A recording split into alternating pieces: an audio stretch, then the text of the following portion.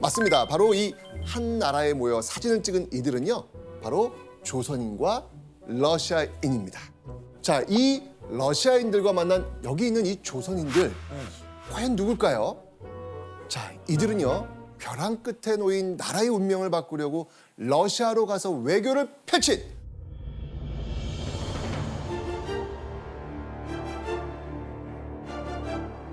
조선의 외교 어벤져스 조선 사절단입니다. 자, 이 사진도요, 바로 이 러시아 모스크바에서 찍은 사진입니다. 대체 이들은 어떤 이유로 머나먼 러시아까지 외교를 하러 간 걸까요? 자, 오늘 우리는요, 벼랑 끝 조선, 그들은 왜 러시아로 향했나? 라는 주제로 위태로운 조선말, 치열하고 간절했던 조선 사절단에 숨겨진 이야기를 벗겨볼까 합니다.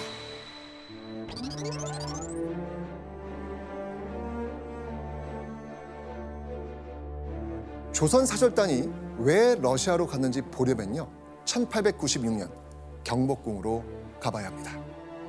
그들의 이야기는 당시 경복궁에서 일어난 충격적인 사건에서부터 시작합니다.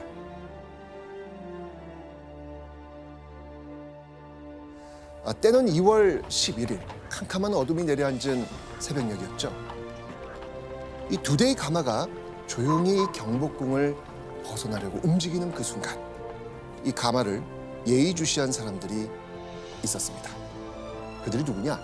바로 경비병들입니다. 당시 경복궁은요, 일본 교관에 의해 이 훈련받은 경비병이 장악하고 있었습니다.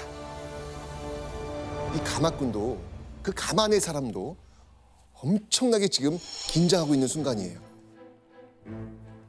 경비병들은요, 가마를 그렇게 힐끗 보더니 그냥 통과시킵니다. 사실 이 두 가마는요, 궁녀들이 타는 가마라서 경비병들이 의심 없이 궁궐 밖으로 통과시켜준 겁니다. 그렇게 이 경비병 시선에서 가마가 멀어질 무렵, 가마꾼은요, 갑자기 전속력으로 달리기 시작합니다. 온 힘을 다해 가마를 들고 뛰기 시작한 거죠. 자, 그렇게 빠르게 달리던 가마는요, 아침 7시 반쯤 한 곳에 멈춰섭니다. 그곳은 바로 여기입니다.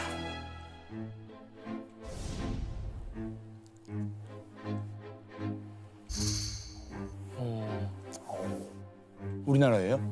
이곳은요, 서울 정동에 있던 러시아 공사관입니다. 공사관? 네, 대사 업무, 대사관. 아, 네네. 대사관 외교 업무 같은. 보는 곳. 네, 맞습니다. 아, 이 공사관 앞에 가마가 도착했다는 소식을 듣고 이 러시아 공사가 황급히 나옵니다. 그때 가마에서 쓰개 치마를 쓴 한 사람이 내립니다. 그 얼굴을 러시아 공사가 보자마자 너무 놀랍니다. 왜냐? 그 사람은 사실 이런 복장으로 이곳에 올 리가 없는 사람이었기 때문이죠. 이 사람은 바로 경복궁의 주인, 조선의 26대 왕 고종이었습니다.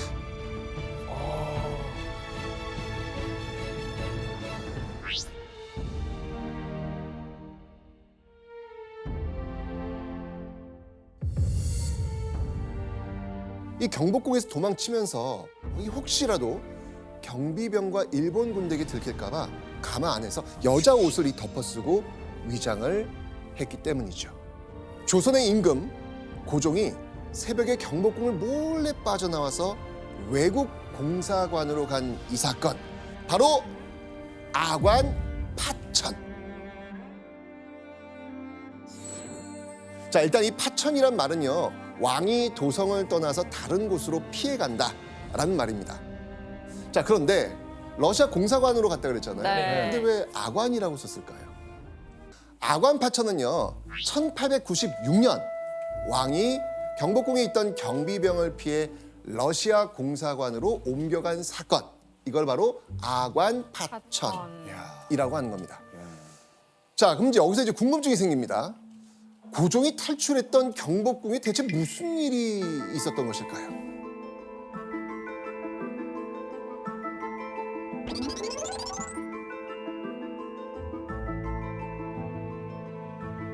자, 아까 아관파천이 일어난 연도가 몇 년도라 그랬죠? 1896년. 맞습니다. 1896년. 바로 그 2년 전, 그러니까 몇 년도?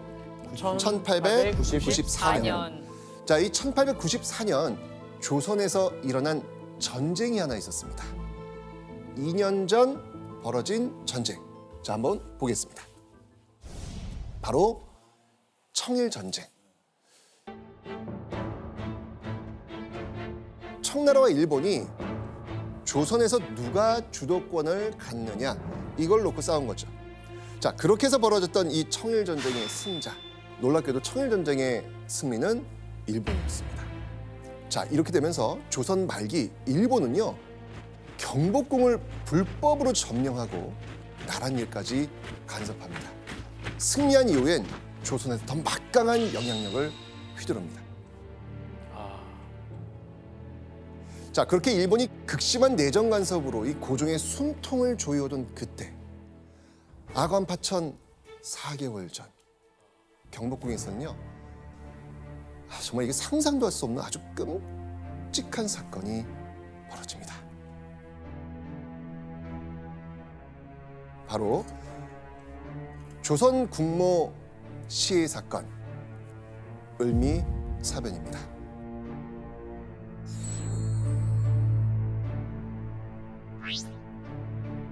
이 조선의 궁궐에서 바로 이 조선의 국모를 처참하게 살해하는 충격적인 만행을 저지릅니다. 그럼 일본은 왜 이 말도 안 되는, 해서는 안 되는, 상상도 할 수 없는 이런 일, 명성황후를 살해한 것일까요? 자, 이 고종과 명성황후가 바로 이 나라와 친하게 지내려고 했기 때문입니다. 일본의 이 심한 압력이 계속되고 있는 상황에서 이 고종과 명성황후는요, 일본을 견제할 방법을 고민하게 됩니다. 그때 그래, 한번 좀 손을 좀 잡아볼 수 있겠다라고 생각한 나라가 바로 러시아였던 겁니다. 조선은요, 이 고종과 명성황후 주도 아래 이 러시아에 은밀히 도움을 요청했고요, 가깝게 지내려고 노력을 많이 했습니다. 바로 그 사실을 눈치챈 일본. 끊어야 되겠다. 네, 그래서 이 명성황후를 죽이는 만행을 저질렀던 겁니다. 근데 교수님, 이 고종과 명성황후가 당시 나라들이 굉장히 많이 있었잖아요, 주변국들이. 그럼에도 불구하고 이 러시아를 끌어들인 이유가 분명히 있었겠죠. 근데 먼저 이제 미국을 끌어들여서 청나라나 일본의 압력들을 죽이려고 했죠. 근데 미국은 돈이 필요해요. 경제적 이권만 관심이 있었지, 외교에는 그렇게 관심이 많지가 않았어요. 그래서 그 다음 차선책으로 조선과 인접한 나라 중에 군사력의 최대 강국 중에 하나가 바로 러시아입니다. 청일전쟁 이후에 일본이 요동반도를 가져갑니다. 그런데 러시아가 못 가게 방해를 해서 결국은 일본이 요동반도를 다시 중국한테 넘겨주는 거죠. 러시아는 조선이 독립국으로 있는 게 굉장히 중요합니다. 왜냐하면 외교사 용어로 하면 완충지대 역할인데, 만약에 조선이 사라지고 러시아와 일본이 국경을 이렇게 맞대면 막대한 군사비가 들어가요. 맞아요. 러시아는 조선이 완충지대의 역할을 해주기를 바랬던 거죠. 있어야 하네요, 딱. 그렇죠. 그 일본이 러시아 앞에서 깨갱 깨갱 한 거예요. 하죠. 이걸 보면 러시아야. 이렇게 하면서 명성황후와 고종이 연결을 하려고 했는데 일본이 이건 아니지 하고 말도 안 되는 사건을 저지른 거예요. 말이 안 되죠. 이건 말이 안 되는 말이 사건이 안 지금 되는 벌어진 거예요, 지금. 네. 자, 이렇게 명성황후가 죽은 뒤, 살해당한 뒤 고종의 심정은 어땠을 것 같아요? 무섭죠. 일본은요, 을미사변 이후 이 고종을 경복궁에 가둡니다. 그리고 이 궁궐의 출입을 통제하고요, 24시간 철저한 감시를 합니다. 실제 고종은요, 매일매일 이 죽음의 공포에 떨면서 잠도 못 자고 밥도 못 먹으면서 하루하루 보냈다고 합니다. 왜? 자는 사이 누가 나 찔러 죽이지 않을까? 그러니까 이런 공포에 시달렸던 거예요. 공포가 얼마나 심했냐면 감금된 채 살았던 이 고종은요, 더 이상 이렇게는 살 수 없겠다. 그래서 선택한 것이 바로 아관 파천이었던 겁니다. 자, 이 천신만고 끝에 일본이 장악한 궁을 탈출해서 이 러시아 공사관으로 피신한 고종. 자, 뒤늦게 일본이 이 사실을 알았어요. 아유 알았어. 정말 국제적인 어떤 비난을 받을 거 알면서 명성황후 시해 사건까지 일으키면서 공을 들인 이 과정에서 갑자기 고종이 증발해버린 거예요. 엄청난 충격으로 다가올 수밖에 없는 거였죠. 자, 이 러시아 공사관에 임시로 몸을 피한 고종. 그런데 당장 궁으로 돌아가기엔 좀 무리가 있었죠. 왜? 일본 군대가 아직까지 서울에 머물러 있었기 때문입니다. 그래서 어떻게 환궁해야 할지 이 고민을 하던 상황에서 일본을 막아낼 수 있는 뜻밖의 돌파구가 하나 생깁니다. 자, 어떤 돌파구일지 한번 보겠습니다. 혹시 이 인물 아시나요? 니콜라이 2세? 아까 사진에 있지 않았어요? 아니었나? 아니, 이분 러시아 황제. 네. 맞습니다. 러시아 황제. 우와. 배신감. 러시아 왕제를. 이 사람은요, 바로 당시 러시아의 마지막 황제, 니콜라이 2세입니다. 뭐 강력한 군사력을 바탕으로 정말 세계에서 막강한 영향력을 행사하던 그런 인물이었죠. 근데 그가 갑작스럽게 즉위하는 바람에 2년 동안 미뤄뒀던 황제 대관식을 치르게 됐고요. 고종에게 참석해달라라고 초청장을 보낸 겁니다. 자, 고종은요, 이 기회를 통해서 조선을 구할 수 있는 도움을 러시아로부터 받기로 결심을 합니다. 자신이 이 환궁한 이후에 궁을 호위해줄 군사적 도움과 함께 일본이 강제로 지게 했던 그 빚, 이 빚을 갚을 수 있는 재정적 도움 등을 요청하려고 했던 것이죠. 이야. 자, 이 조선의 안위를 위한 아주 중요한 협상을 니콜라이 2세 대관식에서 해야 했던 것이죠. 그래서 고종은요, 외교 특사를 파견하기로 합니다. 조선 사절단, 이른바 조선의 외교 어벤져스를 구성하기로 했던 것이죠. 우와.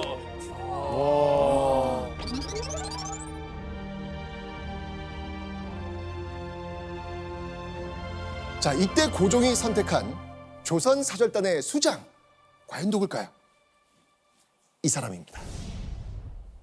민영환.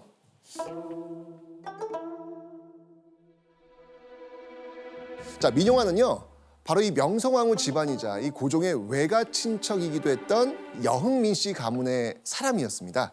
당대 최고의 권력을 자랑하던 가문이었는데요. 이런 가문의 후광도 있었고요. 똑똑하기도 했습니다. 17살 때 과거에 급제합니다. 우리 이제 과거 알잖아요. 배웠죠. 쉽지 않은 거를 17살에. 그러니까. 고1 때. 아, 그렇죠. 자, 그리고 이 조정에 진출한 이후에는요, 고속 승진을 하게 됩니다. 대표적으로 2차례나 이 국방부 장관격인 병조 판서를 지냈고요, 법무부 장관격인 형조 판서를 거칠 정도로 정말 능력 있고 신망받는 그런 신하였습니다. 또 이 민영환이요, 국제 정세에 굉장히 밝았나 봐요. 그 근거가 있습니다. 이 외국인이 드나드는 클럽에 자주 나갑니다. 클럽이요? 바로 정동 구락부. 민영환이 활동한 곳은요, 정동 구락부라는 곳이었습니다. 서울 정동에 조직된 클럽, 미국인들을 중심으로 한 사교 친목단체였습니다. 자, 민영환이 정동 구락부에서 외국인들하고 교류하면서 정말 발빠르게 세계 뉴스도 듣고 정보도 교환하고 이러면서 국제 정세에 굉장히 밝아질 수밖에 없는 그 상황을 만들어낸 겁니다. 그래서 이 고종과 명성황후가 정말 최측근으로 두고 굉장히 아꼈던 것입니다. 고종은요, 당시 자신이 최고로 신임하던 인물 이 민영환에게 조선 사절단을 이끌 특명 전권 공사의 임무를 맡깁니다. 자, 이 특명 전권 공사라고 하는 건요, 고종이 외교에 대해 정말 전권을 부여하는 거예요. 엄청난 그 그렇죠. 믿음과 힘이네요. 그렇죠. 너의 말이 곧 나의 말이다 라고 모든 걸 다 부여하고 조선의 운명을 이 인물에게 맡긴 겁니다. 자, 그러면 조선의 대표로 러시아에 간 사절단의 모습 한번 보시겠습니다. 아까 봤던 사진입니다. 낯익은 사진 맞죠? 네. 가운데. 민영환 선생님이 보이네요. 공식 사절단은요, 총 4명으로 구성됐는데 한 명 한 명 한번 살펴보도록 하겠습니다. 아, 네. 자, 먼저 중앙에 앉은 사람이 바로 왕실을 대표하는 민영환 특명 정권공사입니다. 그 왼쪽 바로 이 수행원 윤치호입니다. 관료를 대표하는 인물이었고요.